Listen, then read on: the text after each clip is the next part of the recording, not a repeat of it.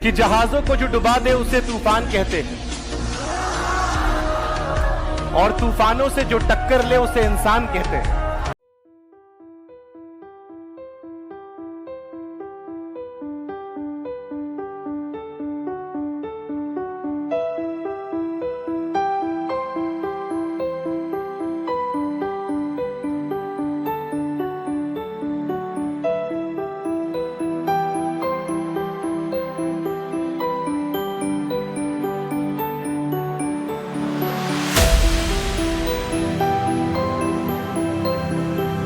हो गई है पीर पर्वत सी पिघलनी चाहिए, हो गई है पीर पर्वत सी पिघलनी चाहिए, इस हिमालय से कोई गंगा निकलनी चाहिए।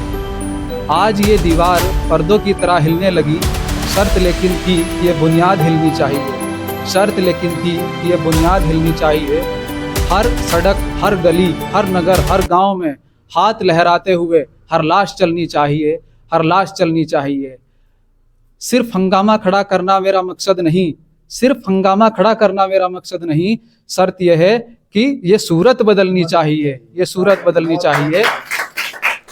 अंतिम पंक्ति है इसकी, मेरे सीने में ना सही तेरे सीने में सही, मेरे सीने में ना सही तेरे सीने में सही, हो कहीं भी आग पर ये आग जलनी चाहिए।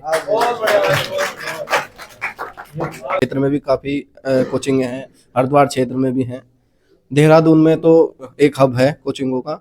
और हम देखते हैं कि सभी कोचिंगें ऐड करने में लगी हैं। अगर बच्चों का 2 बच्चों का सिलेक्शन हुआ है, बड़े बड़े इंटरव्यू, बड़े बड़े होर्डिंग वो लगा देते हैं।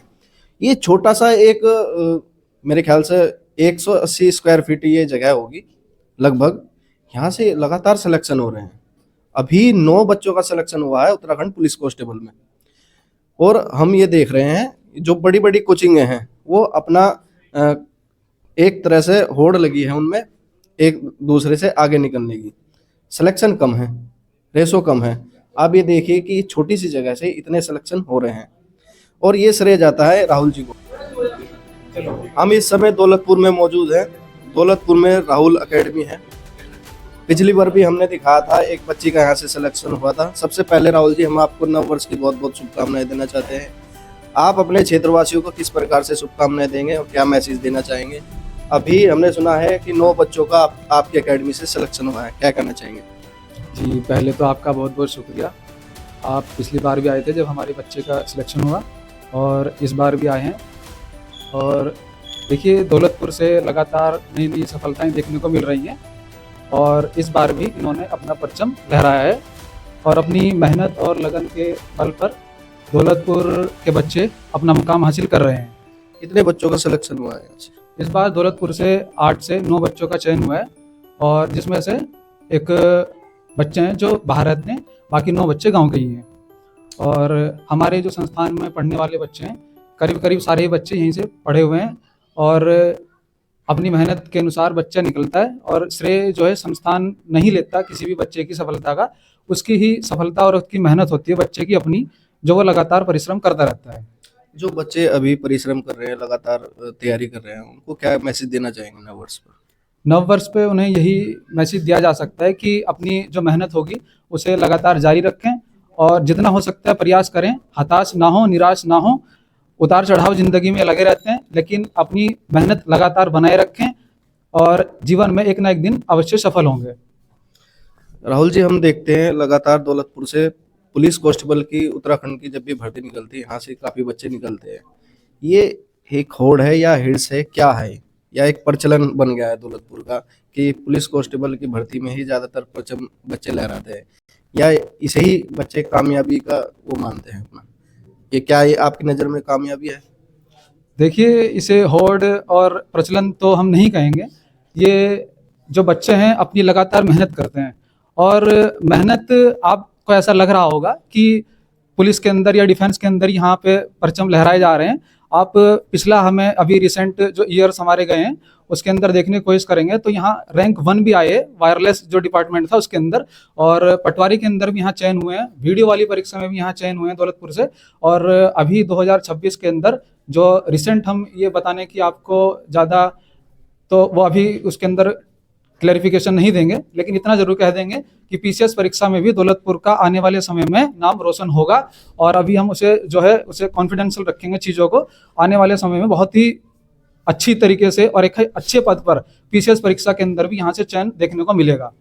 तो रोजगार के लिए आदमी सरकारी नौकरी करता है, और उत्तराखंड जब नया नया निर्माण हुआ तो उस समय पुलिस जो डिपार्टमेंट था उसके अंदर ज़्यादा तादाद में भर्तियाँ आई।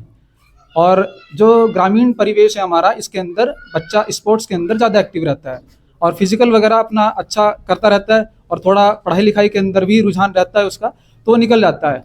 राहुल जी, 2 महीने पहले भी हम आए थे यहाँ पर एकेडमी में, तब भी आपकी एकेडमी की वही स्थिति थी और आज भी वही स्थिति है। 4x3 का है शायद जी, ये पिछली बार भी हमने दिखाया था। ऐसा क्या है इसमें, कुछ कहेंगे इस बोर्ड के बारे में आप? देखिए, बोर्ड जो है एक तरीके से इतना कहेंगे इसके अंदर कि ये बोर्ड एक तरीके से हमारे लिए लक्की साबित हुआ है। और ये बोर्ड मैं परचेज भी नहीं किया था, ये मुझको कहीं से गिफ्ट मिला था। जो मेरे सहपाठी थे, उन्होंने, जब मैं कोचिंग स्टार्ट करी थी स्टार्टिंग में, तो उन्होंने मुझे एक तरीके से गिफ्ट के रूप में दिया था कि आप अपनी कोचिंग वगैरह स्टार्ट कर लीजिए। और इसी बोर्ड से बहुत सारी सफलताएं देखने को मिली गांव के अंदर। और सबसे बड़ी बात ये होगी कि जब हमारे पास में रोजगार का कोई जरिया नहीं था तो हम धन अर्जन करने के लिए अपनी जो कोचिंग है उसे चलाते थे, लेकिन जब से भगवान की कृपा हुई और हम थोड़ा सेटल हुए उसके अंदर, फिर तब से हमने निःशुल्क सेवा शुरू कर चुके हैं इसके अंदर। हम देखते हैं काफ़ी लड़की भी आपकी कोचिंग में आती है, और पिछली बार जब हम करीब 2 महीने पहले आए थे तो बच्चियाँ बता रही थी कि आप फीस भी नहीं लेते हो उनसे। और क्या मतलब, ये कैसे चलाते हो, कैसे, कहाँ से मोटिवेशन मिलता है आपको? देखिए, मोटिवेशन तो लगातार जो परिणाम देखने को संस्था में खर्च भी होता है, बहुत सारी चीज़ें मेंटेन करनी पड़ती है, शायद इसी के कारण ये एकेडमी आपकी इस तरह से जो हम देख रहे हैं ये स्थिति है। इस पर क्या कहना चाहेंगे आप? इस पे सिर्फ इतना कहेंगे कि जो बच्चों की दुआएं होती हैं और उनकी जो मेहनत होती है, वही किसी भी संस्थान को आगे लेकर के जाती है। हमारी स्टार्टिंग से अप्रोच ये रहती है इसके अंदर कि किसी भी तरीके से बच्चे का भला हो जाए। वो बच्चा किसने स्तर से आ रहा है और किस तरीके से तैयारी कर रहा है, हम उसे एनालाइज करते हैं और उसे आगे की तरफ लेकर के जाने के लिए एक रोड मैप तैयार करके रख देते हैं।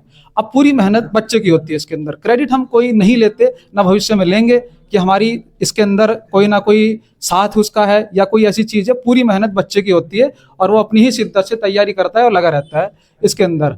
और रही बात शिक्षा के अंदर खर्च होने की, तो इतना तो भगवान ने सक्षम कर दिया कि हम जो है अपने स्तर से चीज़ें कर सकते हैं।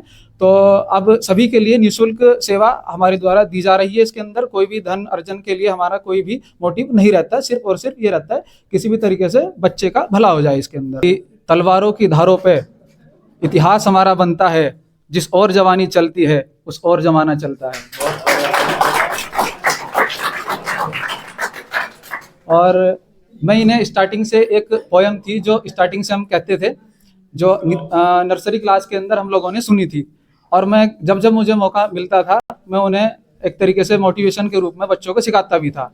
और वही चीज़ मैं एक बार फिर कहना चाहूँगा ताकि बच्चों को थोड़ा सा उसके अंदर प्रोत्साहन मिले और अपने आप को मोटिवेटेड महसूस करें। वो कुछ पंक्तियाँ इस तरीके से थी कि जो भी काम करो तुम बच्चों बड़ी लगन से करना, जो भी काम करो तुम बच्चों बड़ी लगन से करना, करते करते मिले सफलता याद इसे तुम रखना। जो भी काम करो तुम बच्चों बड़ी लगन से करना, करते करते मिले सफलता याद इसे तुम रखना। जो भी काम हाथ में ले लो छोड़ो नहीं अधूरा, तन मन से जो लग जाओगे निश्चय होगा पूरा।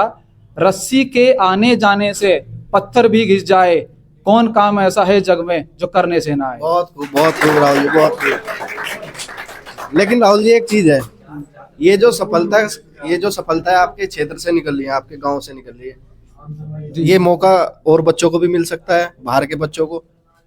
ये देखिए, हमारे यहाँ ऐसा कुछ वो नहीं है कि बाउंडेशन है कि सिर्फ दौलतपुर के बच्चे आएंगे या कहीं सीमित क्षेत्र के आएंगे।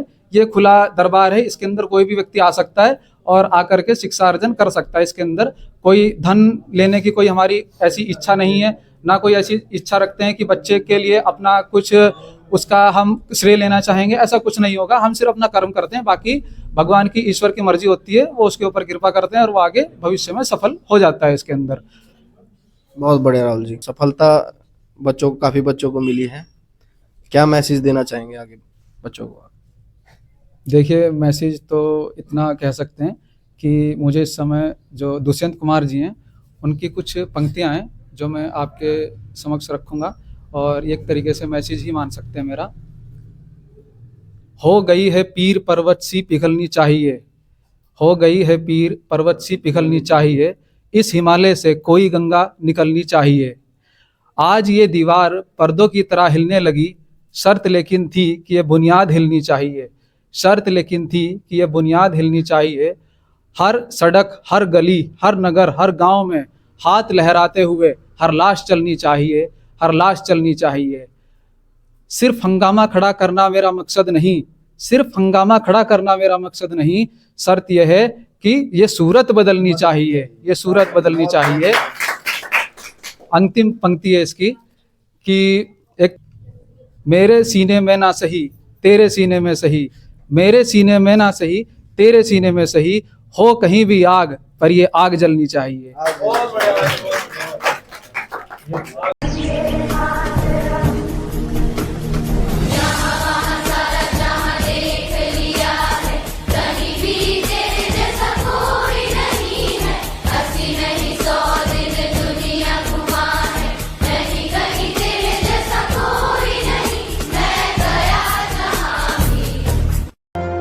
शान तेरी न कम होने देंगे वतन, नाम ले ले के तेरा जिएंगे वतन।